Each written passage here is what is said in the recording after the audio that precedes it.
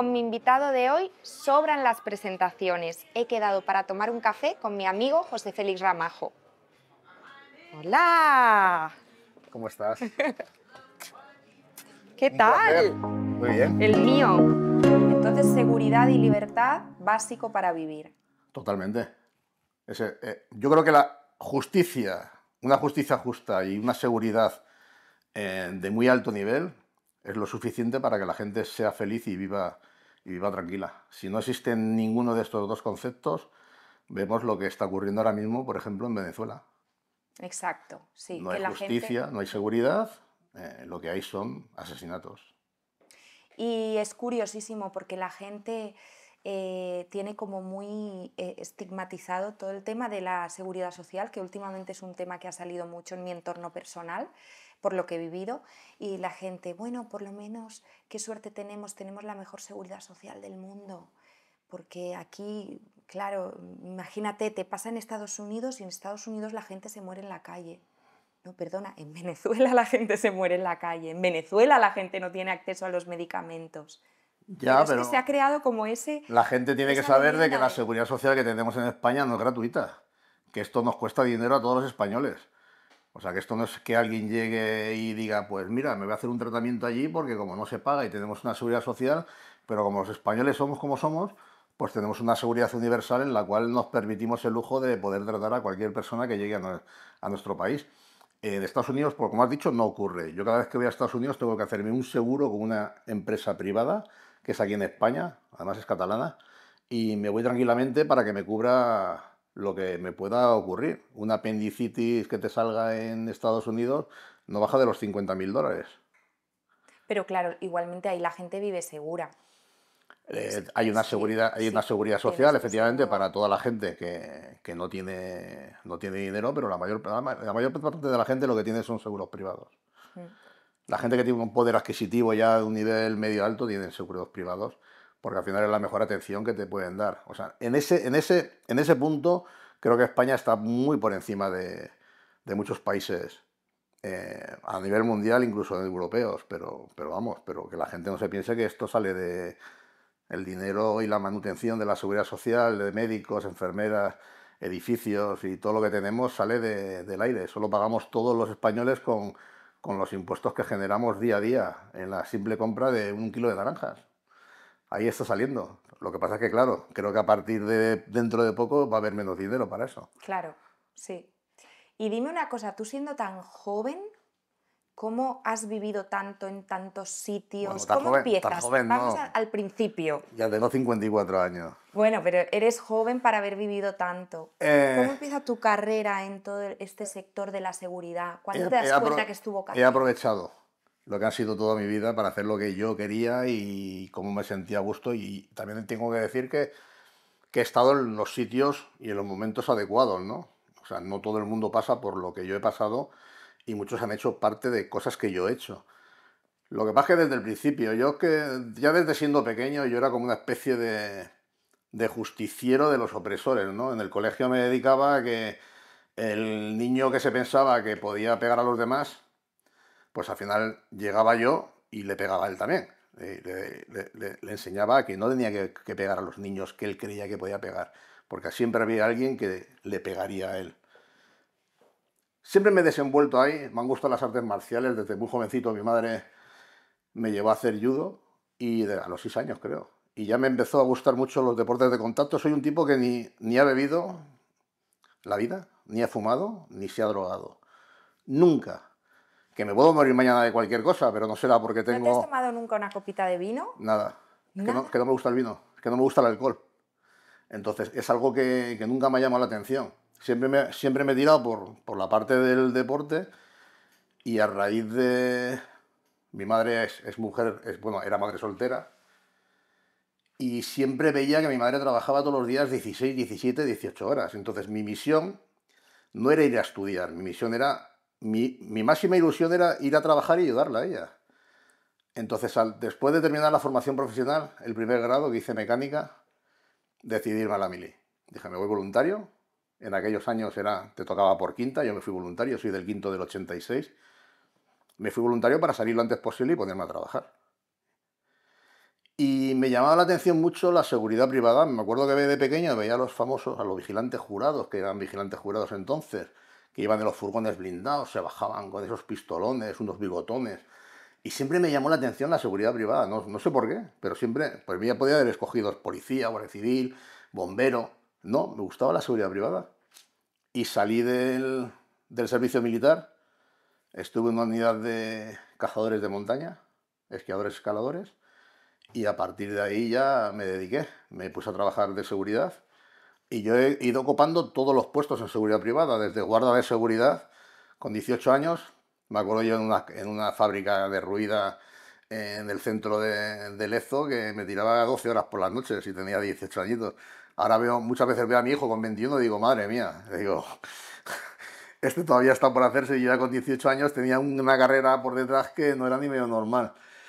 Pero siempre me gustó. Al final fui escalando todos los grados que se pueden escalar dentro de la seguridad privada. Llegó un momento que aquello explotó. Fue con el asesinato de Gregorio Ordóñez. El día que matan a Gregorio, ese mismo día ya mi teléfono suena y me dicen que al día siguiente tengo que ponerme a trabajar con un cargo del Partido Popular en Guipúzcoa, de escolta. ETA empezaba a matar a políticos. Y ahí es cuando empieza mi carrera un poco de escolta. Anteriormente había hecho escoltas en la autovía de Lizarán, que también estaba amenazada por ETA, y era un trabajo que siempre me llamó la atención. El tema de proteger a las personas, ¿no? Y de hacer un trabajo bien hecho. Estuve unos años y yo quería seguir aprendiendo. O sea, no me conformaba con ser un escolta que ganó dinero. En aquel entonces, en el País Vasco, los escoltas ganaban mucho dinero. Pero mi misión no era ganar dinero, sino era ser el mejor. Buscar algo nuevo. Es como el que va a la universidad, hace la carrera de médico y no se especializa en nada. Entonces el que se va especializando, el que va haciendo máster, el que va sigue estudiando y el que sigue aprendiendo, pues al final termina optando a un mejor puesto de trabajo y a profesionalizándose en un sector que a él le puede interesar, ¿no? Yo dije que mi meta era esa, entonces me puse a hacer muchos cursos. Uno de los mayores retos fue irme a Israel. Durante varios años intenté entrar en un curso que había con una academia muy famosa, se llama International Security Academy, pero siempre estaban ocupados. Cada vez que intentaba meter la solicitud decían que estaba solo, que estaba lleno el curso. Y al cabo de los 2 años, pues me llaman que vaya y decido hacerme el curso más caro que hay, el de instructor en zonas de combate. Es un curso, era el más complicado, eran 4 meses en Israel, muy caro, porque son, aparte de 4 meses allí, tienes que tener dinero aquí para seguir manteniendo a la familia. Yo en Claro. aquel momento estaba casado y tenía lloré, era pequeñito. Y el gasto era brutal. Entonces yo lo quería hacer, sabía que podía ser una posibilidad para poder marcharme fuera a trabajar. Y nada, pero el dinero no lo tenía. Entonces me fui al banco a pedir un crédito. Pero lo que le digo yo a mucha gente, mientras que muchos de mis compañeros iban al banco a pedir un crédito para comprarse un Mercedes o un BMW, yo me iba al banco a pedir un crédito para irme a entrenar a una academia en Israel. Sí, pero hay una diferencia entre pedir prestado para un pasivo y pedir prestado para un activo, que era lo que tú estabas haciendo. Claro, pero mi Que al mentalidad final era, estás pidiendo para algo que te va a generar. mi mentalidad era para seguir subiendo, para seguir Exacto. profesionalizándome en lo que a mí me gustaba, que creía que podía ser mi profesión, ¿no? Es que los préstamos son para eso, la gente los pide para caprichos y están súper, hay muy mala educación financiera aquí en España. Yo lo tenía claro, Muy bien, que era lo que tenía que hacer. Lo hice, fue un crédito personal, por supuesto, que estuve pagando durante años. Lo que pasa es que sí es verdad que me la arriesgué, porque en el momento que llegué a Israel, lo primero que me dijo el que llevaba la academia, que era un general, David Mirza, pues me dijo que allí los diplomas no se daban gratis, que por mucho dinero que habría pagado, si no pasaba el curso, me darían un certificado, pero nunca me darían un diploma. Y era una baza que yo tenía que dar todo de mí, porque marcharte de allí después de haber pedido un crédito de casi 70.000 euros, pues no podía ser de otra manera que irme con el graduado, no con el, o sea, con el diploma, no con el certificado de asistencia. En mi curso, bueno, los cursos en Israel eran por etapas de 15 días, iban avanzando, pues VIP básico, luego avanzado, otros 15 días, luego especialista en la protección, iban avanzando los cursos hasta que el último, que era especialista, o sea, instructor en zonas de alto riesgo, era el más corto de todos y el que más tiempo estaba, y en el último curso solo estábamos dentro del curso tres personas más. Había un policía americano, un Texas, un Ranger de Texas, luego estaba un policía noruego y luego había un policía sudafricano de fuerzas especiales. Estábamos solo los cuatro. De los cuatro, el único que sacó el título, o sea, el único que graduaron y lo diplomaron fui yo. Los otros tres suspendieron, le dieron el certificado con posibilidad de volver al año siguiente. Volviendo a pagar. No, el siguiente año ya no pagaban, pero tenían que volver a repetir. Por el coste del curso, claro. Y sí es verdad que cuando me lo dijeron, pues dije, "Hostia, esto no es fácil", porque me habían dicho que durante 16 años solo habían salido 11 instructores no judíos de esa academia. Y había habido más de 16.000 alumnos, que unos habían hecho el curso que había hecho yo y otros habían hecho otros cursos, pero que vamos, instructor en zonas de alto riesgo, había muy pocos a nivel mundial con esa academia. Y ahí empezó mi rodaje con ellos. El general me ofreció trabajo para que me quedara en la academia, porque venían muchos alumnos de A Centroamérica y de formarlos. México y de sí. Entonces, a través del español y el inglés, pues muchos latinos venían sin conocimiento de inglés, entonces había que traducirles, había que hablar con ellos, decirles qué es lo que tienen que hacer, y de alguna manera, pues empecé a trabajar con ellos. Ahí es donde a partir de ese momento ya me empieza a consolidar con una empresa de renombre mundial, y ahí es cuando despego. Yo ya dejo España en el 2002 ya empiezo a dejar España de lado. 2002-2003 hago algunos trabajos en España, pero esporádicos. El resto voy dos veces, 2 temporadas al año, voy a Israel a hacer los cursos como instructor para la academia. Y sigues yendo a día de hoy. Llevo ya desde el COVID, no he vuelto a ir, pero antes iba mucho. Iba mucho porque sigue estando allí mi jefe, el general Mirsa. A él lo quiero como un padre, pero al final, como yo no he podido ir, él me ha venido a visitar a mí. Entonces lo hemos un poco solapado, las visitas. Ahora creo que este año, en septiembre o octubre, creo que quiere venir también una temporada a España. Lo que pasa es que el tema como está de Israel, pues tampoco quiere Ya. dejarlo. Sus dos hijos están ahora mismo en el campo de batalla y quiere estar allí. Pero vamos, Claro. en cuanto eso se empieza a aclarar un poco, me ha dicho que tiene muchas ganas de venir a España y estar unos días aquí conmigo. O sea que Y entonces tú enseguida viste que, claro, el futuro de tu desarrollo profesional no iba a ser aquí en España porque no hay tanta necesidad de ese tipo de seguridad privada y por eso te fuiste a Latinoamérica. Es que, A es que, partir de ahí, es ¿o que era cómo? diferente. Hasta que la decisión ya de quedarme fuera la tomo en el 2009. En el 2009 ya estaba en Kenia, bueno, en Mombasa, montando equipos de protección en barcos griegos y portugueses. Había una compañía keniana, se llama Armaments Limit, que el dueño era un diplomado nuestro de la Academia en Israel.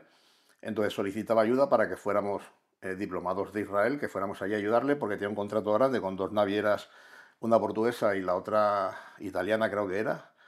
Y todos los barcos que llegaban a Mombasa, pues se les revisaba y se les hacían habitáculos de seguridad para los altos mandos, para evitar el tema de la piratería. Se les colocaba alambre de espino, sobre todo en la parte de atrás, en la popa del barco, y se les instalaba unas cuantas de medidas de seguridad. Y aparte, nosotros le colocábamos gente armada. Si no traían a gente armada a ellos, ya sabes que los buques españoles, muchos van armados con empresas de seguridad españolas, pero hay otras compañías que no tenían gente armada y nosotros le montábamos la gente armada en el barco, que cruzara todo el Golfo Adén, y justo en Djibouti, cuando llegaban a Djibouti, se bajaban, los volvíamos a traer por mar, y el barco continuaba solo porque a partir de ahí ya era competencia de Israel. O sea, ahí no, piratería no hay, el problema era los piratas somalíes.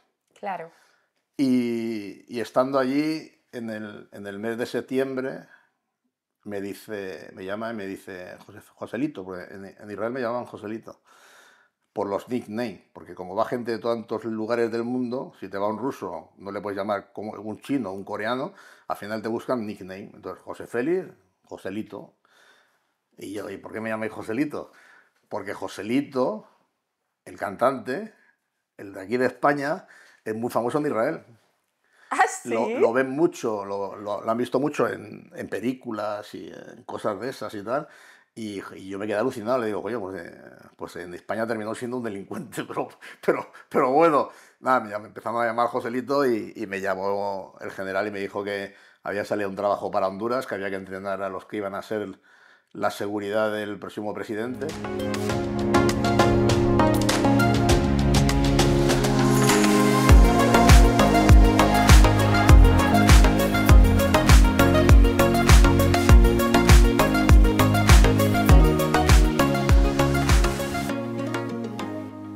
Y que teníamos un trabajo de 15 días.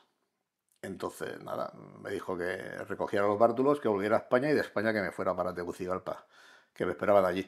Y a partir de ahí ya me voy a Honduras a trabajar y ahí es cuando ya, después de estar con ellos 15 días, mi jefe me dice que yo estaba con otro compañero, un israelí, que hablaba español, había estado casado con una chica cubana durante 3 años. Entonces éramos los idóneos, claro, los dos hablábamos español pues para dar el entrenamiento. Y mi jefe me dijo que uno de los dos nos teníamos que quedar, pero que Avi, que era mi compañero, no podía estar porque tenía un contrato en México, en Ciudad Juárez, con varios empresarios. Y yo no me quería quedar porque Tegucigalpa seguramente sea la ciudad más fea del mundo. La ciudad más fea del ¿De mundo. verdad? Es horroroso, ¿Tan Tegucigalpa. feo? Sí. ¿Tegucigalpa? Yo he visto pues igual. Vamos, pero ¿Y ellos son feísima. conscientes de eso? Es que es muy problemático porque hay mucha gente con mucha pobreza, entonces todo está sucio. Te das cuenta que mucha gente vive en colonias que son casas de estas de hojalata, que las hacen incluso ellos mismos. Eh, Honduras tiene lugares preciosos, porque claro, te está hablando de un país que creo que el 80% es selva. Bonitas playas, lugares preciosos, pero el problema de Honduras es la delincuencia, son las famosas maras. Y que luego Tegucigalpa no ayuda absolutamente en nada, ya te digo, puedes ver cuando quieras luego fotografías desde Google Maps y vas a alucinar lo feo que es. Lo que es Tegucigalpa, yo le decía a mi jefe que no, que me volvió para África. Que no, que te quedas, quédate, me dice, hasta las elecciones. Y terminé quedándome hasta las elecciones en casa del alcalde de Tegucigalpa, que él vivía en una casa justo en lo alto de Tegucigalpa, en el Atillo, una zona buena, y me dejaron una casita aparte para invitados y estuve allí hasta que fueron las elecciones.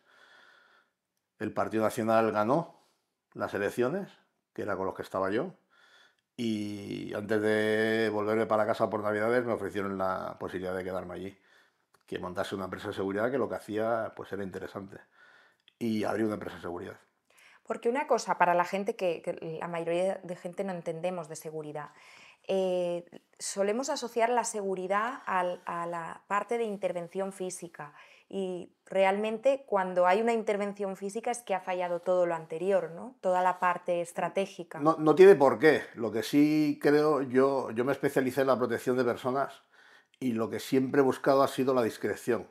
Nunca me ha gustado llamar la atención sobre qué era lo que se estaba protegiendo, porque al final el problema no es que falle algo, si hay algo de interés que tú estás protegiendo y el malo sabe que vais cuatro, él utilizará pues fácilmente 12 para acabar con los cuatro y para llevarse lo que él quiere llevarse. Entonces, dar demasiada información a los malos es contraproducente. Mira, yo tuve un trabajo allí, que esto es interesante porque fue una de las mujeres más influyentes en Honduras durante muchos años, que fue la rectora de la universidad, doña Julieta Castellanos. A su hijo lo mató la Policía Nacional. En aquel momento era una policía súper corrupta.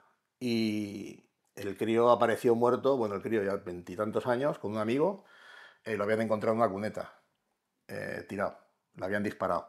Al principio pensaron que eran mareros, la rectora empezó a investigar por su cuenta y se dieron cuenta de que no, que había sido un retén policial que les había intentado parar para robar la furgoneta, la camioneta. Una camioneta ya ahora mismo, cuando yo estaba, una Hilux de estas Mitsubishi, pues en Comayagüela, que es un distrito al lado de Tegucigalpa, que es donde están casi todos los centros de mecánica y de cosas y tal, pues en el mercado negro te lo despiezan en una noche y te lo compran por $2.500.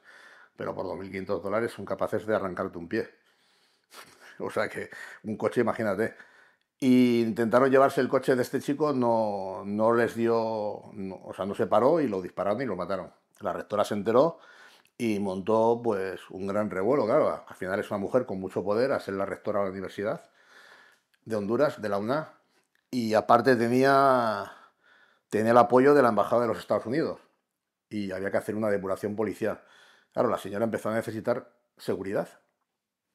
Indudablemente la policía, los corruptos, iban a hacer algo para que ella no continuara con su lucha para de la depuración policial. Y, y no fue nadie. No se presentó nadie a darle protección a ella. Y un día me llama el alcalde de Tegucigalpa, don Ricardo Álvarez, y me dice: Joselito, vete a hablar con la rectora y dale seguridad. Que parece que nadie quiere darle seguridad. Entonces fui a hablar con ella y ella estaba preocupada porque me decía que no quería llamar la atención, que tal, que igual. Le dije: no se preocupe, yo le voy a poner una seguridad donde usted vaya tranquila y podamos darle la mayor seguridad posible para que eso no ocurra. Yo le dije que es el dispositivo que le iba a aplicar. Ella se puso súper feliz. Yo le dije que estaría con ella hasta que encontrase las personas adecuadas para que estuvieran con ella trabajando. Y cada vez que saldría fuera de Tegucigalpa, pues que me iría yo con ella y que la apoyaría, ¿no? Y la apoyé durante todo el tiempo que estuve allí. Ella tuvo un montón de premios. El gobierno norteamericano le dio como un premio como a la mujer luchadora. La revista Forbes la puso como una de las 50 mujeres más influyentes de América Latina. Y la verdad es que depuró la policía. Pudo depurar la policía, cambió mucho. Se quedaron mandos que no tenían absolutamente ningún hecho de corrupción, pero muchos de los que había tuvieron que salir porque estaban metidos en todo lo peor, en asesinatos, narcotráfico, ayuda a las maras. Honduras no es un país productor, pero es un país, como te diría yo, recaudatorio. O sea, ellos lo que hacen es reciben la droga que viene de Sudamérica y de Honduras la pasan a México, o por mar o por tierra. Y los narcos están muy metidos en el país. Hubo un Y en los momento, gobiernos, los gobiernos total, tú imagínate, que yo trabajé para don Porfirio Lobo Sosa y para Juan Orlando Hernández. Juan Orlando Hernández ahora mismo está detenido en los Estados Unidos por narcotráfico. Y su hermano también. Y han sido presidentes.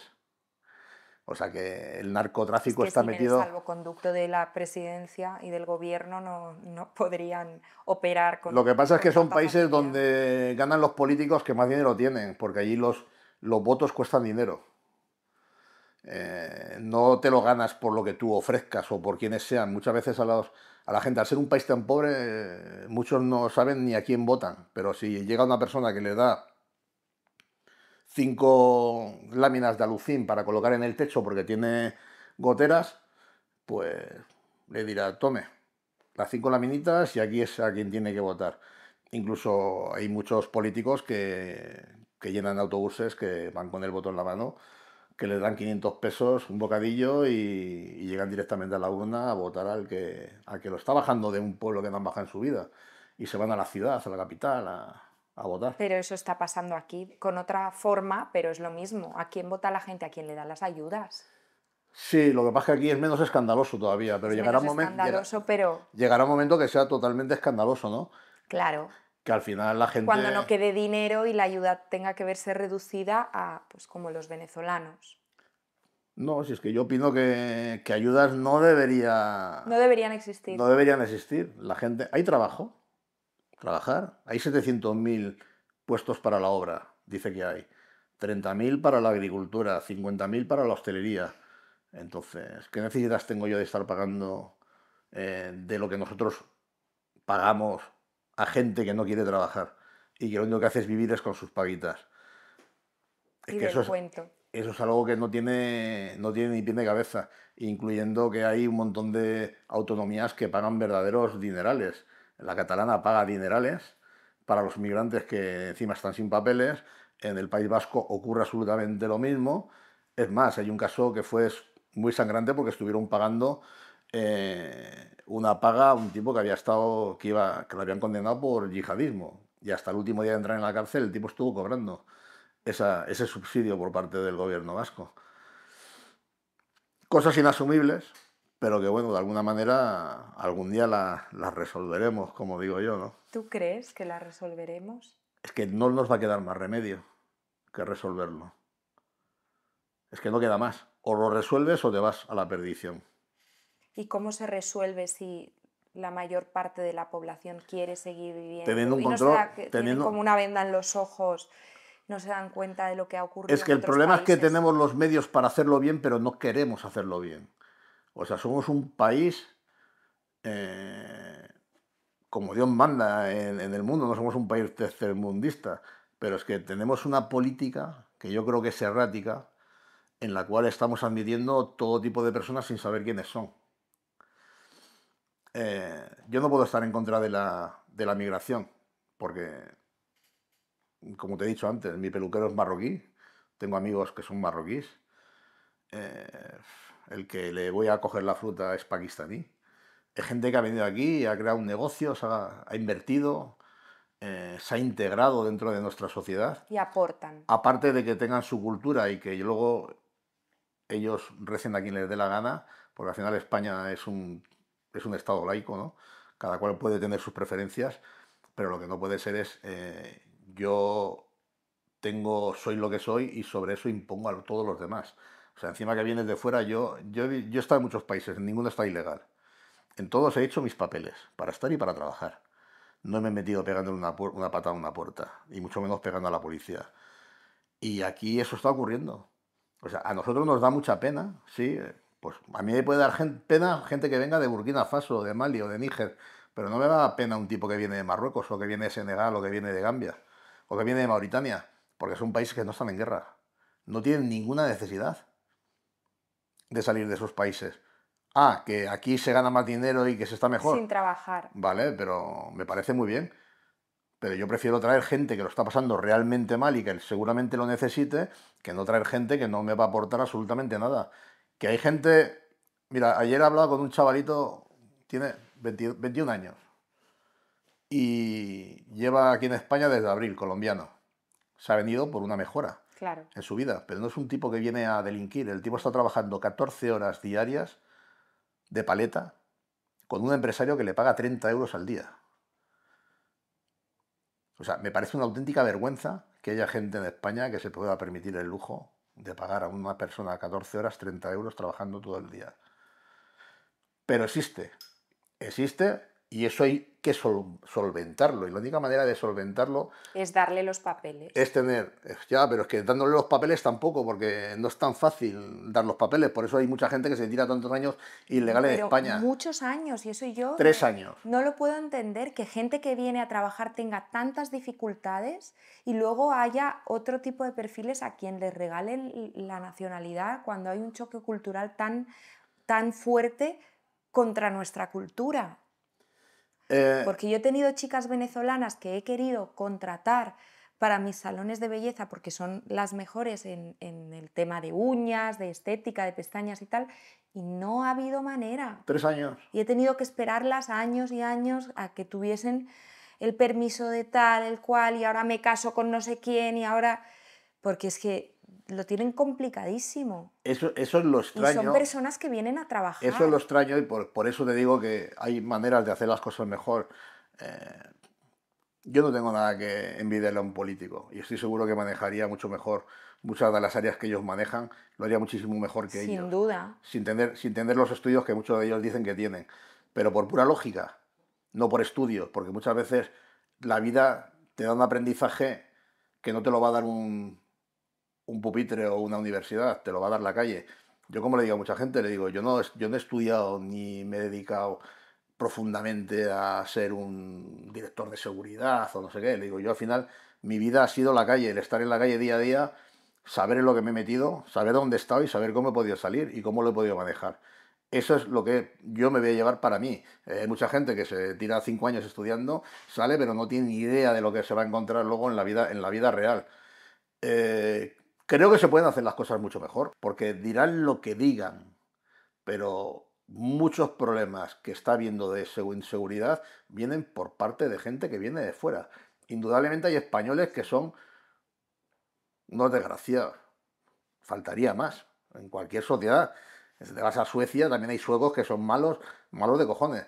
O a Finlandia. Es que no tienes por qué ser español o no, y se dice, somos angelitos de la caridad. Hay como en todos los lados, pero tener que comernos lo malo de fuera es lo que no tiene ni pie ni cabida.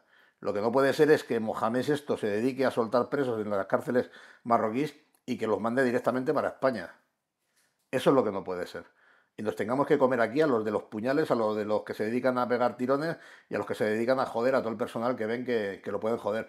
Aparte que, eh, Claro, es que entra lo peor, lo que viene de las cárceles. aparte que mucha de esta gente todavía tiene en su cabeza que, por ejemplo, la mujer es un cero a la izquierda. La mujer solo vale para trabajar y para procrear. No vale para nada más. Y te lo digo a alguien, yo he trabajado para un príncipe saudí durante varios años.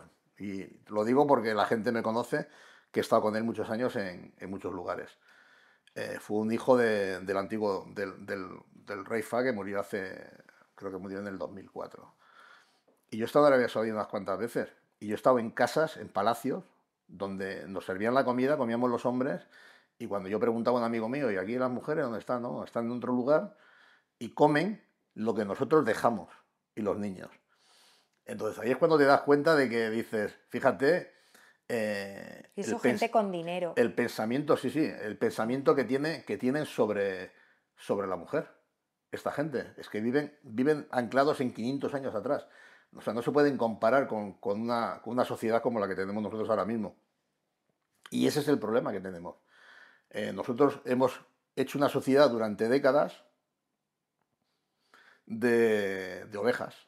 O sea, hemos acostumbrado a la gente a que no quiere problemas, que no quiere historias y que continúa por un camino y si les pisan, les vuelven a pisar y la gente sigue sin reaccionar.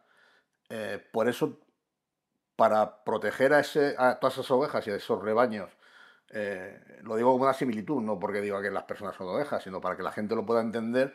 No te metas con las ovejas, por favor. Existen, ya, pero existen los lobos que hay que pararlos, que hay muchos, cada vez hay más depredadores, que están locos por salir fuera y comerse ovejas, y luego estamos los que nos consideramos perros pastores, ¿no? Que estamos para defender a las personas. Antes de empezar me decías, porque claro, tú, le digo, yo no le he hecho daño en mi vida a nadie bueno, jamás le hice daño a nadie que fuera buena persona, pero sí te puedo decir que he hecho mucho daño a gente muy mala, porque he visto el daño que han hecho, porque he visto lo crueles y lo salvaje que puede ser el ser humano, ¿no? ¿Qué es lo más cruel que has visto? Lo más cruel que vi probablemente fuese descuartizado a un tipo y a otro que le habían quemado la cabeza poco a poco.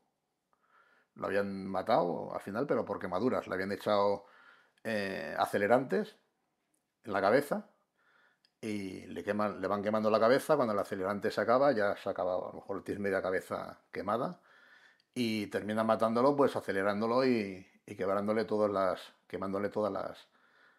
las entradas de aire. Así es como matan a la gente. Por ejemplo, en Honduras, los mareros. Me acuerdo John Sistiaga, que vino haciendo un reportaje para Canal Plus. Se llamaba La Mara Vida, el reportaje. Y un día me dice, oye José Félix, para ver cuándo hay asesinatos y tal, y digo, no te preocupes, yo te voy a dar el teléfono de dos funerarias y esas funerarias cada vez que le llamen que hay un asesinato, que hay un muerto, que te llamen a ti para que tú vayas a recoger el testigo. Y a los 2 días me llama y me dice, esto es de loco, José Félix. Me dice, no lo había visto en mi vida. Me dice, mira que he estado en guerras, porque yo existía casi un reportero de guerra. Fue el que estaba con José Couso en Irak, en Bagdad, cuando lo mataron. Un tanque americano le lanzó un proyectil y mató a su cámara.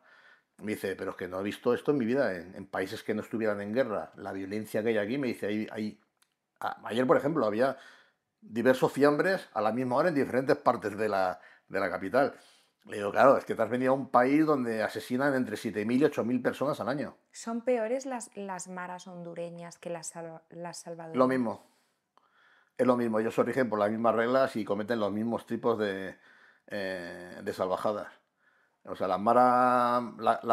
las dos principales, que es la 18 y la MS-13, son lo mismo. En diferentes países, porque se gestionan de diferente manera, cada vez que salen y se ramifican, pero al final los métodos son los mismos, solo se dedican a hacer lo mismo. todo lo que sea ilegal, tráfico de armas, asesinato, secuestros, prostitución, drogas, todo lo peor son ellos, todo lo peor, y los más salvajes. Los más salvajes, pero también te digo que en Honduras yo no lo pondría como uno de los países más peligrosos. Seguramente para mí México es el país más peligroso del mundo. Sí. Primero porque los mareros no son profesionales, muchos son chicos que salen de la calle y que muchos no tienen conocimientos absolutamente de nada, ni incluso de manejar un arma, pero sin embargo los cárteles mexicanos son profesionales, tienen gente que conoce, que sabe y cómo actúan y cómo manejan las armas. Entonces, para mí los peligrosos, el país más peligroso para mí seguramente de los que he estado ha sido México. ¿Y dónde has sentido más miedo por tu integridad física? Hombre, en Honduras que he vivido 9 años y desde el principio me intentaron matar, claro, Y por 9 trabajar. años sin poder dormir, o duermes tranquilo No, por las yo noches. dormía porque desde el principio me bunkericé, como digo yo en mi casa, y allí tuve 3 atentados, me intentaron matar 3 veces, el último fue el más complicado, que a mi coche le pegaron 237 tiros. Un 11 de enero, según llegaba de Reyes, de España. ¿Y tú estabas dentro? Yo estaba dentro, pero claro, me intentaron matar porque yo había acabado de hacer un reportaje con Jali de la Serna para Antena 3 y La Sexta, se llama En Tierra Hostil, y parte del trabajo que yo realizaba en aquel momento era un contrato que tenía con el gobierno para ir con militares de fuerzas especiales y a todas las narcopistas que se descubrían en Honduras, pues ir a poner explosivos para destruir las pistas. Entonces eso es un reportaje que salió en televisión, que lo vio todo el mundo, y a partir de ahí, pues, bueno, yo cuando empecé a hacer reportajes, no fue nada más salir de España. Me costó un tiempo, me llamaban de diferentes productoras y televisiones, sobre todo españolas, porque se habían enterado que había un español que estaba en Honduras y que a ver qué es lo que estaba haciendo y que estaba trabajando encima para el gobierno. Y durante varios años me negué, hasta que un año dije que se acabó. Se acabó porque ya en España se empezó a oír. Yo al final soy un tío muy famoso en el tema de la seguridad. Y ya aquí en España empezaba a oír de que yo no estaba en ningún lado, que todo era mentira, que tal, que cual. Y aquella vez pensé y dije, ¿cómo demostraré un día de que lo que he hecho es real? Porque todo el mundo puede poner en un papel lo que quiera, pero demostrar que es verdad es muy complicado. Y decidí hacer reportajes de televisión. Es la única manera de demostrar que lo que digo es verdad, porque tú no puedes hacer que un equipo de televisión española, como vino José Antonio Guardiola, por ejemplo, para en portada, se venga hasta Honduras a hacerme un reportaje contándole yo una milonga y que luego vea él que es mentira. Pero yo lo que me deja alucinada es la gente, la No, gente que no ha hecho nada con su vida, ya, pero juzgando y señalando a la- quien está haciendo algo con su vida. las redes sociales son así. Pero bueno, yo tenía dos opciones, o hacerlo o no hacerlo. Sabía que algún día tendría que volver, digo, pues lo voy a hacer. Pero aquello tenía una contrapartida, que era que me iba a ver mucha gente, me salió mucho trabajo, además de muchos españoles y muchos empresarios que iban a invertir a Honduras, porque en aquel momento el gobierno se había abierto a crear energía renovable, parques eólicos y parques solares. Honduras es un lugar muy potente para hacer ese tipo de negocios. Incluso estuve con una empresa de Florentino que se llamaba Cobra, se llama Cobra, y estuvo allí conmigo y también les presté servicios de seguridad. Entonces tenía esa contrapartida de que me iba a conocer todo el mundo, que Pero, iba a ganar más dinero, pero también me iban a conocer los malos. Entonces, ese programa de televisión de En Tierra Hostil, donde yo me dedico a colocar explosivos, a decir, no a ponerlo, yo decía dónde querían colocar los explosivos para que los reventaran, porque el problema que tenían anteriormente es que cuando iban a hacer ese trabajo, a las 24 horas estaba otra vez la narcopista funcionando. Entonces dijeron, tiene que haber alguien que llegue y que se asegure de que esa narcopista no se va a poder volver a utilizar. Y ahí es donde a mí me escogieron para que hiciera ese trabajo. Y en ese reportaje de En Tierra Hostil, pues salgo haciendo ese trabajo, por supuesto lo ven los malos. Lo ven los malos y contra mí atentan en el 2015 y los que después del atentado, por unas casualidades y porque aparece un coche de la policía de orden público y ve que a mí me están disparando, hay una refriega y dos de los que a mí me están disparando caen al suelo, mueren y esos dos muertos, pues luego la inteligencia militar me dice que son de un clan que se llaman los Chirizos y que son los socios del cártel de Sinaloa. Entonces el Chapo Guzmán lo que ordena es que hay que matar al español. ¿Qué? Pero el Chapo Guzmán en aquel entonces ya no estaba, no Pero está en estaba, Estados Unidos, ¿no? claro, pero el Chapo Guzmán no estaba libre, estaba ya detenido. Pero es el clan de ellos, por orden del Chapo, que le manda a sus hijos de que a mí me den el boleto. Y los que intentan matarme es este clan que se llaman los Chirizos, que es una banda de delincuentes que eran los que se asociaban con ellos para el tráfico de drogas, para recoger la droga que llegaba a Honduras y llevarla a México para el cártel. Y ese fue el último de los que tuve allí. Y aquí sigues. Y entero, que Eh, es mucho, ¿no? sí, me costó un poquito el decidirme si me voy o no me voy, pero al final me quedé. ¿Y Porque tuviste más atentados el después último, de el eso? último fue, Volvieron. el último fue heavy. Este último fue ya muy heavy. Entonces, claro, ya visto el dispositivo que habían montado, dos vehículos, 8 tipos disparándome a la vez, pues Disparando a tu vehículo. a mi vehículo. Y tuve la suerte de que llevaba un carro, porque yo tenía varios carros comprados para alquilar, pero yo generalmente andaba en una Toyota Land Cruiser con un nivel 3 de blindaje y diésel, algo más pequeño y corto, pero casualidad, cuando yo regreso, la camioneta la tengo alquilada y la única que quedaba dentro de la casa era una Suburban, había comprado varias Suburban, Chevrolet Suburban de las gigantes, y solo quedaba una, y al final me llevé esa. No la solía utilizar porque tenían un consumo de 40-50 litros. Eran coches con un motor 8100 Vorte, con casi 800 caballos, 1300 kilos de blindaje, era un auténtico búnker aquello. Y eso fue lo que me salvó. Si ese día me llevo a llevar una Toyota Prado con un nivel 3, seguro me matan. Porque me dispararon con todo. Vamos, 237 tiros. Pero la policía fuera encontraron más de 400 casquillos.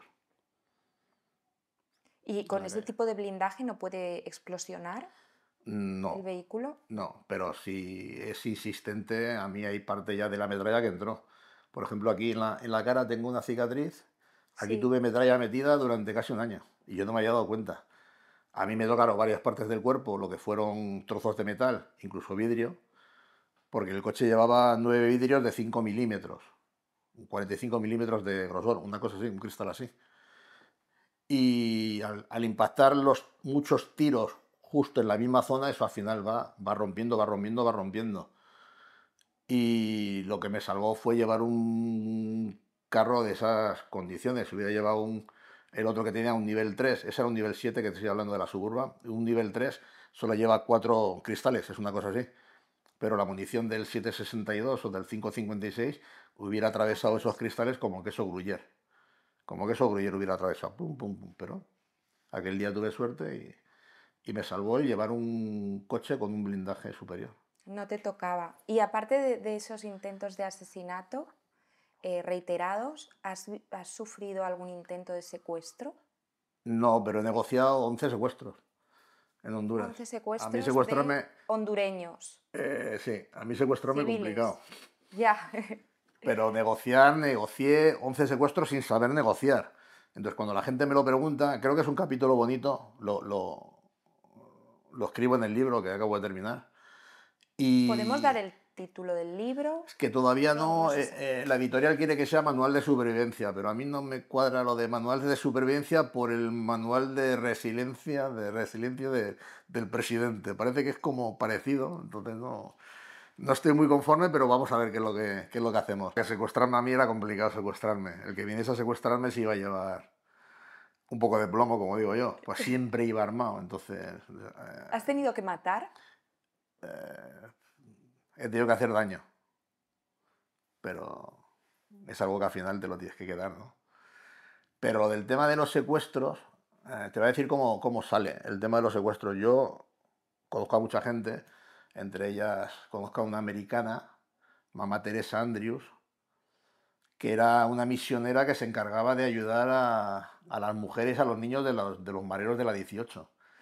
Entonces era una mujer que llevaba 20 años en Honduras y que se preocupaba pues por eso, las mujeres que quedaban viudas, por los niños que quedaban huérfanos porque habían matado a sus padres, o los propios maridos estaban heridos, estaban en el hospital y ella iba de que tuvieran los tratos adecuados y tal. Entonces era una mujer muy querida para la 18 y ella, por lo general, cuando había secuestros de la 18 lo manejaba con un sacerdote, con el padre Carlos. Pero un día me llama Teresa y me dice, Joselito, que tenemos un problema, que han secuestrado a una niña y que hay que negociar. Me dice, tienes que negociar con la 18. Yo sabía que con la 18 iba a poder negociar, porque estaba ella. Con la que no podría negociar nunca es con la 13, porque con la 13 tuve un problema nada más llegar al país, a los 2 días recién llegado. Y sabía que con la 13 no iba a tener manera de negociar. Le digo, vale, pero yo no negocio en mi vida. Le digo, Teresa. Me dice, es fácil. Me dice, tú habla con ellos a ver qué es lo que quieren. Entonces hablo con un amigo mío, con el capitán Miguel Sileo. Es, yo creo que es uno de los tipos más reputados en el mundo en negociaciones. Es más, hay una película, creo que no sé si está en Netflix, El robo del siglo, sobre un banco en Buenos Aires que secuestraron, y él fue el negociador, pero es el tipo que más negociaciones ha hecho en la historia de los grupos Halcón, de las fuerzas especiales en Buenos Aires, en Argentina. Muy amigo mío, es más, lo traje a que me ayudara a dar un curso de entrenamiento para la Policía Municipal de Tegucigalpa. Entonces le llamo y le digo, oye Miguel, me ha pasado esto, y le digo, ¿cómo lo hago, tío? Porque es que no tengo ni idea de cómo empezar. Entonces me fue dando todas las explicaciones para la manera de que yo tenía que entablar una relación con los secuestradores, ¿no? Sobre todo era muy importante el que sintieran que había un acercamiento y que había algo diferente a poder negociar con la policía, porque con la policía no querían negociar nadie, porque sabían que muchos de ellos, aparte de negociar, se iban a quedar con parte del rescate. Y bueno, me enseña a negociar, me enseña lo principal son las pruebas de vida, para que todo vaya bien y sobre todo tener una buena relación y nunca mentirle al secuestrador. Y a partir de ese momento, pues negocié 11 secuestros, todos los negocié a la baja, excepto el primero, que era un novato que pagué íntegramente lo que pedían, que en aquel momento eran 2 o 3 millones de lempiras lo que pedían, unos 70.000 dólares, y el resto los negocié todo a la baja. ¿Salvaste las 11 vidas? Sí, pero porque era una negociación muy sencilla, porque era solo económico. Entonces, al haber solo un tema monetario de por medio, era mucho más fácil el negociar. El malo solo quiere dinero, no quiere absolutamente nada más, ni quiere protagonismo de ningún tipo. Y devuelve íntegra a la víctima. Sí, ahí es donde yo llego, hacemos el intercambio y yo me aseguro de que la víctima está bien y se entrega el mismo dinero. Solo quieren dinero, excepto un caso que tuve que antes de saber que estaba secuestrado el chaval, dejaron una oreja en la casa de él. Dejaron una oveja sin nada, ensangrentada. Uno de los jardineros la encontró cuando llegó a trabajar y Y si era de él. era de uno de los chicos, de un chico que habían secuestrado. Ese fue el secuestro más complicado que tuve porque vi que ya era diferente, ¿no? Ya de momento empezaban a mandarte trofeos, empezaban a indicarte de que la negociación iba a ser dura. Y el tema era que el padre era un gestor inmobiliario, había hecho un negocio en La Ceiba, en una zona de playa, y el negocio que había hecho lo había jodido a un mafioso de la zona.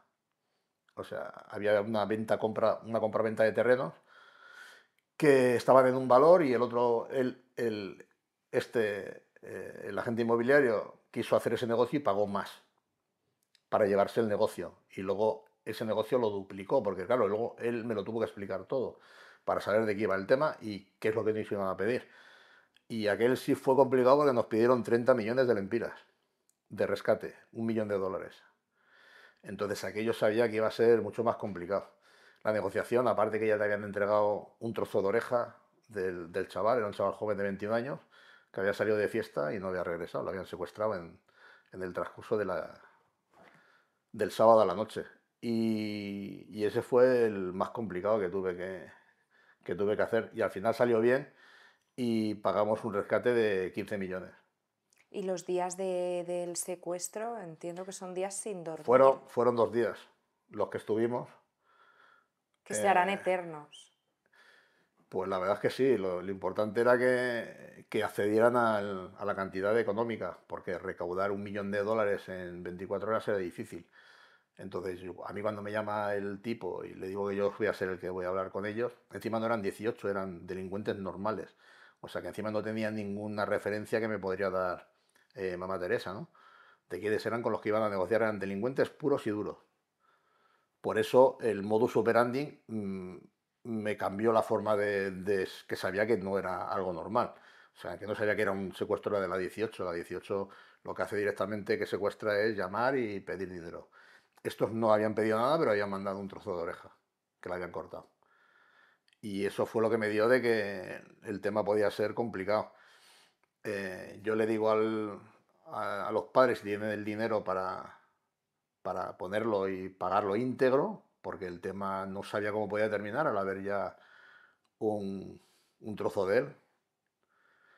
Y me dijo que tanto dinero no podían tener en efectivo, pero que si vendían unas tierras, que lo podrían tener, pero había que venderlas, claro. Y dije, ¿cuánto tenéis? Entonces miraron y había unos 12 millones de lempiras en efectivo y podían conseguir otros 3 millones más. Le dije, ¿podéis conseguir 3 millones más para los 15 para hacer un 50% en caso de eso? Le digo, yo voy a ofrecerles 12 millones. Si me aceptan los 12 millones, le entregamos los 12 millones y liberamos al chaval. Y así fue como fue, me llamó el, el secuestrador. Yo le ofrecí los 12 millones y me cortó el teléfono. Jo, me acojoné. Pero al final me volví a llamar, le dije que podía conseguir otros 3 millones más, empecé a intentar llevarlo a mi camino, hacerle ver de que el negocio que había perdido la persona que estaba en Seiba no era tanto, porque el tipo de Seiba quería haber comprado el terreno por 3 millones, haberlo vendido por 10, y yo le estaba dando 15 millones. Y así es como lo pudimos rescatar, si no, aquel chaval lo hubiera pasado mal. Y los encontrarás tocadísimos después de salir de un secuestro, de una situación tan Si el traumática. secuestro no hay violencia, no hay problema. El problema es cuando hay violencia. Cuando te encuentras que al chaval le han hecho daño, es jodido. Además eran todos gente joven, porque yo al final a los clientes les digo, ponéis vosotros mucha seguridad, pero a vuestra familia no le dais toda la seguridad que necesitan para evitar esas cosas, ¿no? Pero por eso te digo, cuando has visto tanta miseria, tanta maldad, tanto salvajismo, te das cuenta que lo malo que puede ser el ser humano. Es increíble lo que puede llegar a hacer. No tiene ningún respeto por nada ni por nadie. El humano somos los más salvajes que podemos existir sobre esta tierra. Podemos hacer cosas increíbles que no nos imaginaríamos, ¿no? Por eso a mí me gustan tanto los animales. Sí, porque al final muchos de ellos se mueven por su raciocinio, ¿no? Ellos tienen unas necesidades, excepto algunas que son un poco más predecibles, ¿no? Que les gusta matar y no comer, pero bueno, pero el humano es que le da igual. El humano mata pero no come tampoco. O sea, hace daño por hacer daño. Y eso es lo peligroso. La maldad humana. La verdad es que sí. Pero bueno, son cosas que saldrán. Sí, bueno, siempre existirá, desgraciadamente. Sí. ¿Y ahora qué haces, Félix? Pues principalmente me he quedado en España desde el año pasado, desde octubre. Ah, ¿llevas muy poco? Sí. Mi hijo tiene 21 años, le gusta el tema de la música, yo conozco mucha gente en el ámbito de la música y decidí quedarme para ayudarlo. La única manera de que pueda salir es que yo lo lleve, yo lo traiga, pueda estar en eventos. Ya he estado poniendo música en Ibiza, en Marbella, en locales muy importantes, en varios eventos grandes de playa. Y la verdad es que lo hace bien, le gusta y tengo la obligación de quedarme y ayudarle. Cuando ya empieza a volar solo, decidiré qué hago, si sigo en España o me voy. Lo cierto es que estaba a gusto. Lo último que estaba haciendo era trabajaba en Estados Unidos para varias compañías discográficas y me encargaba de dar privacidad a artistas Claro, ya no es algo latinas. tan peligroso.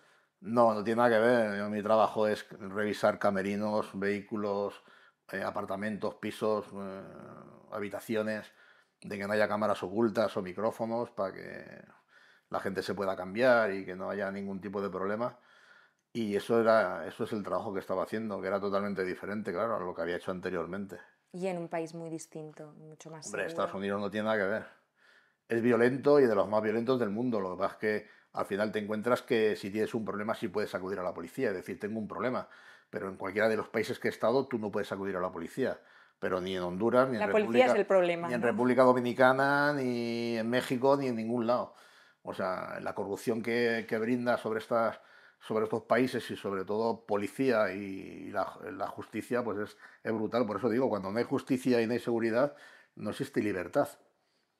Yo no puedo ir a denunciar que me están intentando sobornar si cuando llegue lo voy a denunciar a los 5 minutos, el que más intenta sobornar lo va a saber. O sea que te encuentras perdido y muchas veces tienes que actuar por ti mismo, claro. Tienes que intentar salvarte, como digo yo, la parte de atrás tú mismo. No, no vas a tener ayuda absolutamente de nadie. Y lo peor de mi trabajo es que muchas veces me mandan a mí, porque muchos de los que Claro. tienen que hacerlo ni lo hacen ni lo harían nunca. Ni lo hacía ni lo haría. Por eso muchas veces digo que mi trabajo muchas veces ha sido, eh, ¿cómo te diría yo? Eh, cuando, cuando no recibes esa gratitud, ¿no? Por parte de la otra, es un poco ingrato, ¿no? Que cuando el problema que tienen es gordo, te llaman y se lo solucionas, todo está muy bien, y en el momento que la soluciona el problema ya se olvidan, ¿no? Por eso digo que muchas veces puede ser ingrato, en el momento que lo haces es grato porque solucionas un problema a alguien, pero luego te das cuenta que muchas veces la gente luego se olvida, ¿no? Hasta que vuelven a tener otro problema gordo. Pero Y es les que cuesta, tienes que estar preparado en tu y les, trabajo a soportar ese y les peso. cuesta el doble. Sí, exacto. Y les cuesta el doble. Lamentablemente hay mucha gente que no puede solucionar sus propios problemas y tiene que llamar a otras personas para que se lo solucionen. Eso es así un poco. Pero Y bueno. eso forma parte también del ser humano, además de la maldad, la ingratitud. Sí, creo que sí, que el ser humano es muy ingrato. Y la falta de perspectiva de decir, esta persona está poniendo su vida en juego y en riesgo por ayudarme a mí, a mi familiar, a mi hijo, o no sé, es Sí, pero ya te que, digo, en el momento es todo lo que necesites y después de que ya tienen lo que necesitan ellos, ya se olvidan. Ya pasas a otro plano, ¿no? Tampoco buscas absolutamente nada, porque al final el trabajo no lo haces por gratitud, lo haces porque te gusta lo que haces, ¿no? Que es lo principal. Pero sí es verdad que muchas veces te das cuenta y dices, coño, al tipo este le quita un marrón de cuidado.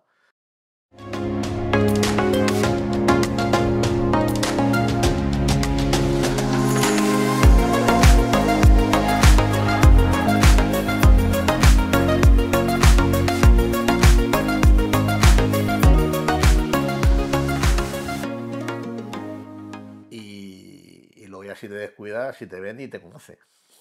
O sea, muchas veces dices... Y por eso yo muchas veces en mi trabajo he intentado que todo sea impersonal, ¿no? No, jamás me ha gustado personalizar absolutamente con nadie. No los he considerado, mis clientes nunca han sido mis amigos, los he considerado como clientes. Y si he estado mucho tiempo en muchos sitios es porque al final he llevado ese equilibrio que hay mucha gente que no sabe y no es capaz de llevarlo como tiene que ser, ¿no? Entonces es una forma de ver la vida diferente. ¿volverías a elegir ese trabajo? Sí, porque al final lo he pasado muy mal, pero también he tenido momentos muy buenos. Eh, Ha sido jodido, porque encima no muchas veces, casi siempre he estado solo y he trabajado solo. Y muchas veces enfrentarte a esas cosas, incluso a esos demonios solo, es complicado, no es fácil. Y poderte fiar de alguien que no conoces pero que está allí, eh, también es complicado, ¿no? Entonces te metes en una burbuja. Yo al final, pues en Honduras vivía en una burbuja que yo tenía, y yo era yo y solo yo. O sea, mi casa estaba completamente blindada y cuando salía afuera ya intentaba de que todo lo que hubiese alrededor mío, pues también fuese así, ¿no? Asegurarme que lo que iba conmigo, pues al final valía la pena. Claro, tú serás experto también en hacer ese tipo de búnkers para domicilios. de personas poderosas. Claro, si ahora me voy a ver a un par de clientes que tengo en la finca, para eso, Aquí, sí.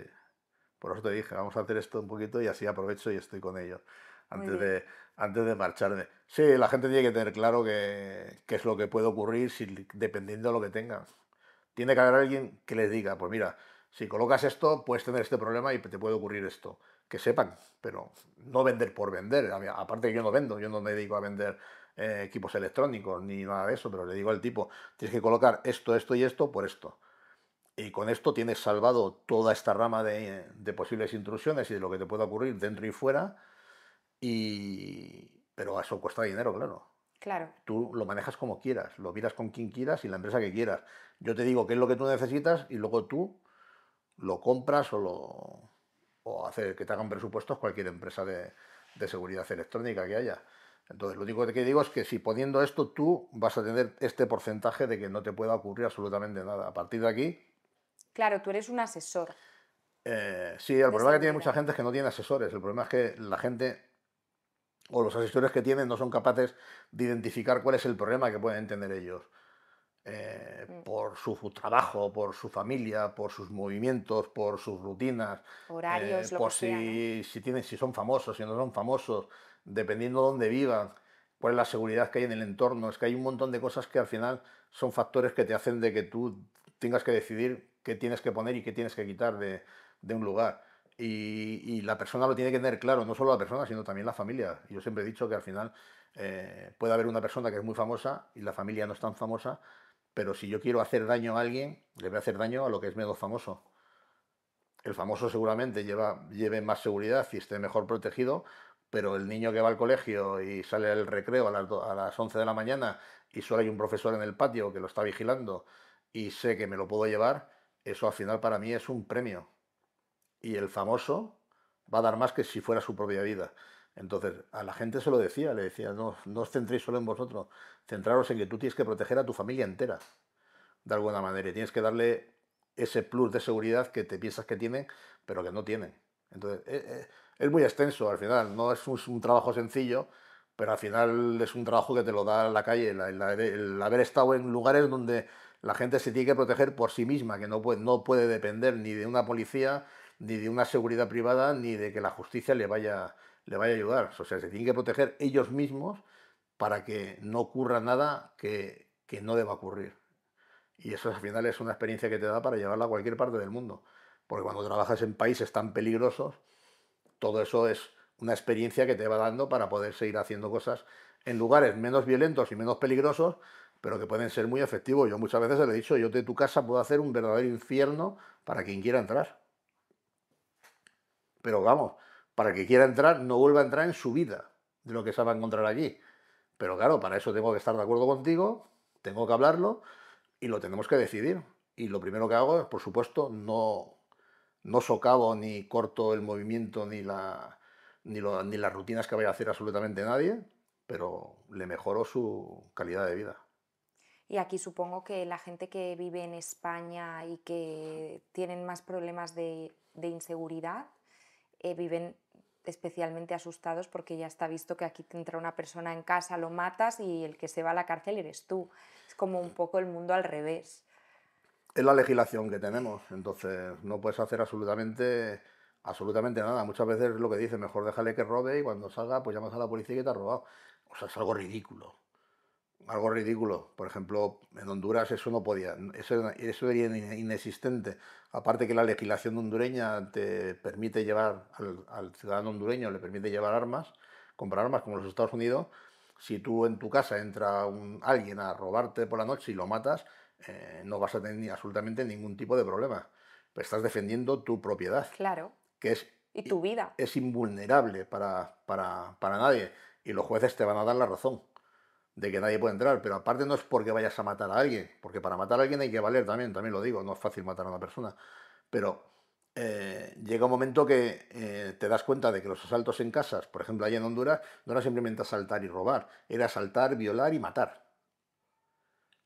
O sea, cuando tú te encuentras en situaciones en que la población está totalmente desprotegida, pues alguien tiene que dar unas herramientas para que la gente Claro, se pueda defender y sobre todo tenga las cosas claras de qué es lo que puede hacer. No que te voy a dar una pistola, matas a alguien en tu casa y luego te vas a la cárcel tú. claro. Entonces, estaba claro que la justicia tenía que ir a la par de la protección de los ciudadanos en Honduras. Y por eso hay una constitución en Honduras que permite y que legisla la forma de hacer las cosas. Pero entiendo más ese modelo que el de aquí. O sea, yo que entren en mi Bueno, casa y no pueda ni defenderme, el no lo problema es que entiendo. vivimos en países cool, que todo es muy bonito. Yo lo que digo, hace 20 años seguramente era muy bonito. Ahora ya la violencia es extrema. Mm. Ya muchas veces, como hemos visto, no entran solo en casa para robarte, entran en casa para robarte, para pegarte, o para violarte, o para hacer lo que les dé la gana. O sea que el delincuente se ha vuelto más violento, lo sabe, y cada vez hace más daño. Entonces, al final la gente tiene que buscar unas maneras de autoprotección para que eso no, para que eso no ocurra. Que hay gente que lo hace mejor y hay gente que lo hace peor.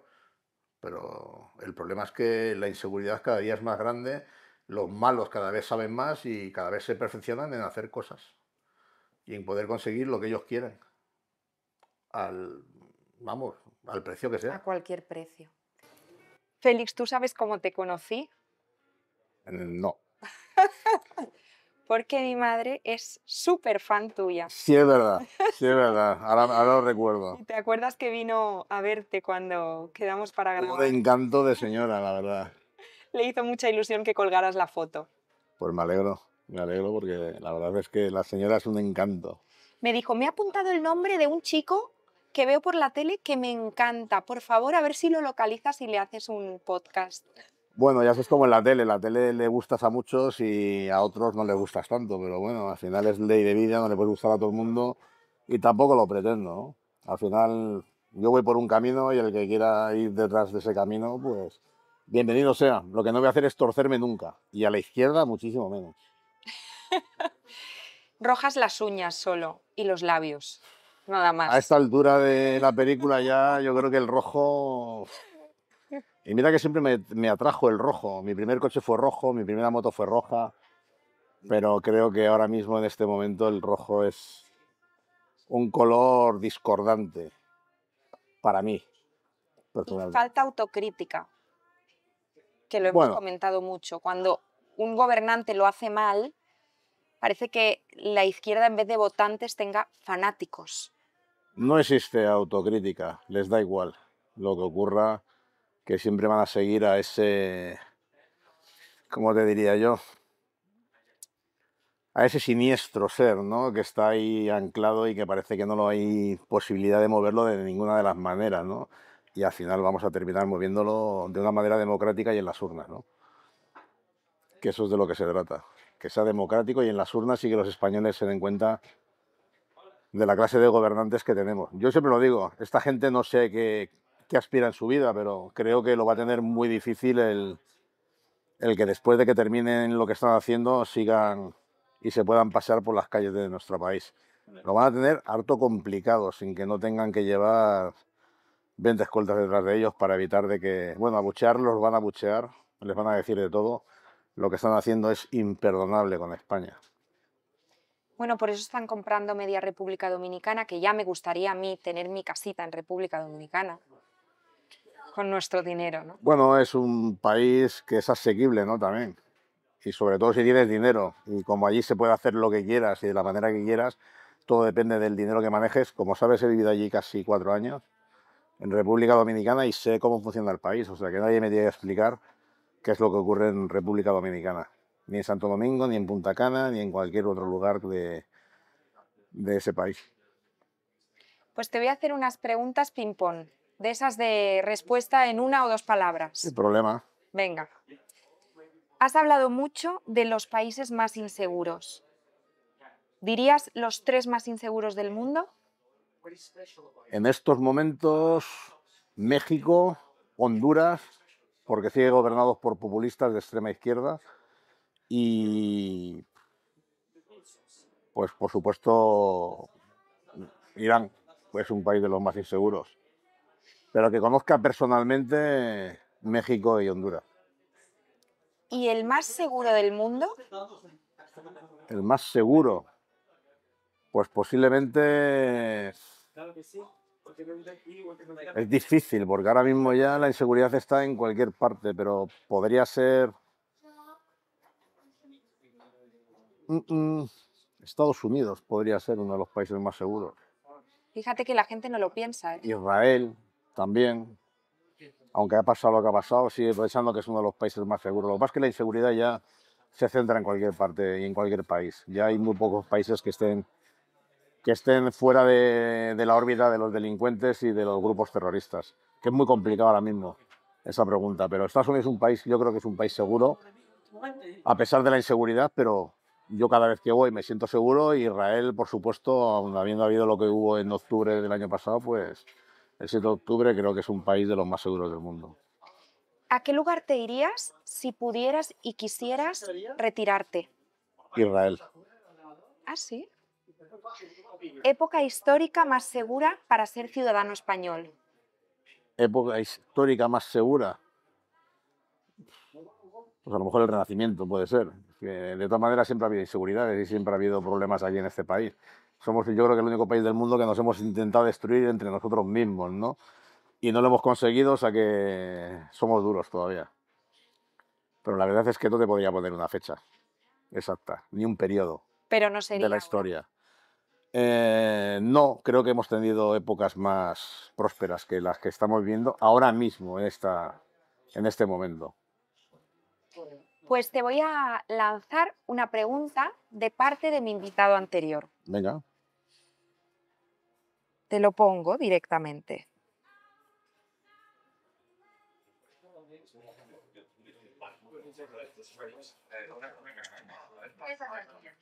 ¿Qué tal, Frank? Bueno, mi pregunta sería... ¿Cómo harías tú para evitar los saqueos, los robos, por ejemplo, en catástrofes como están pasando en La Dana o pasaron en el terremoto de Lorca? ¿Qué harías tú? ¿Qué implementarías o qué se te ocurriría para que no sucediera todo eso? ¿Se ha oído bien? Sí. ¿Cómo evitar saqueos? ¿Cómo evitar saqueos? La en verdad catástrofes? la verdad es que es complicado. Tú ten en cuenta que cuando una seguridad se implanta sobre una ciudad o sobre cualquier pueblo, sobre cualquier ciudad de España, no tiene unas mermas como las que están sufriendo ahora mismo las ciudades, bueno, los pueblos de Valencia. Están sin luz, no tienen un tráfico que sea rápido, o sea, no, las vías están casi todas obstruidas. Todos los locales, por ejemplo, Paiporta, todas las plantas bajas están totalmente destruidas. Hay muchas avenidas que las han arrasado no solo el agua, sino los delincuentes, cuando no estaban las fuerzas y cuerpos de seguridad del Estado, porque las policías locales ni la propia Guardia Civil que existía en esos lugares, que eran los que se encargaban de mantener la seguridad, no daban abasto. Una cosa es que todo esté completamente cerrado y se haga una vida normal y haya sus patrullas y se estén manejando mediante cuadrantes para cubrir toda una población, y otra cosa es que no haya absolutamente nada y sea muy complicado mantener la seguridad. Es más, estamos viendo que hay ahora mismo desplazados más de 7.000 agentes junto con el ejército y no dan abasto, pero no dan abasto porque es muy complicado custodiar calles, zonas llenas de vehículos. Lo que hacen es robar de los vehículos, no robar, o sea, se están llevando ruedas, se están llevando un montón de piezas de los coches, que eso al final es vandalismo. Y todo lo que han sido los pueblos que han sido arrasados, los más principales como Paiporta o Alfafar, que todos los bajos han sido totalmente destrozados, pues están intentando incluso asaltar viviendas y quedarse en ellas, ¿no? Las famosas ocupaciones. Lo tienen complicado, tienen que aumentar la seguridad y pues, sobre todo tiene que haber un mando único en cada población que, que sea la que dé la información y sobre todo la que dirija todas las infraestructuras de fuerzas y cuerpos de seguridad del Estado, tanto durante el día como durante la noche. Es que es mucho más prioritario que la noche sea cubierta que el día, porque el día está la gente en la calle. Entonces robar durante el día es mucho más complicado, pero a partir de las 6 de la noche, que ahora mismo, de las 6 de la tarde, que ahora ya es de noche, debería haber muchísima más vigilancia en las calles. Pues ahora te toca a ti dirigirte a cámara y lanzar una pregunta a mi siguiente invitado, que es Ignacio Galán, un actor más conocido como Nacha la Macha y que interpreta a Padre Olmedo en el musical de Nacho Cano Malinche. Pues es muy sencillo. ¿Qué harías para sacar a este gobierno que está destrozando nuestro país que lleva destrozándolo durante 6 años? Esa sería mi pregunta. ¿Qué harías con este gobierno para sacarlo del poder que lleva destrozando España durante 6 años. Le lanzo la pregunta. Me parece perfecto. Con todo lo que tú has vivido, no sé si hacerte esta pregunta. Dime. ¿A qué tiene miedo José Félix Ramajo? Pues a muchas cosas. La gente me decía, pero no, tío, yo siempre he tenido miedo. Yo no soy ningún superhéroe. Yo lo he pasado mal. O sea, yo no soy un loco. Yo reconozco dónde tengo los problemas. Entonces, por supuesto que no le tengo el miedo al día a día ni a lo que pasará. Pero si hay una situación complicada, pues la verdad es que, claro, le tengo miedo a la situación. O sea, si no sería un loco. Alguien que no tiene miedo es que es un pirado. No conozco a nadie que no tenga miedo a algo. Entonces, no le tengo miedo a la vida, eso lo tengo claro, pero sí le tengo respeto a lo que pueda venir y que no pueda haber, que viene. Sobre todo hacerme mal, ¿no? Hacerme bien, pues mira, bienvenido sea, pero está claro que en este mundo ya te puedes encontrar mucho más mal que mucho mal, ¿eh? Gracias, Félix. Pues nada, ha sido un placer. Dame un abrazo.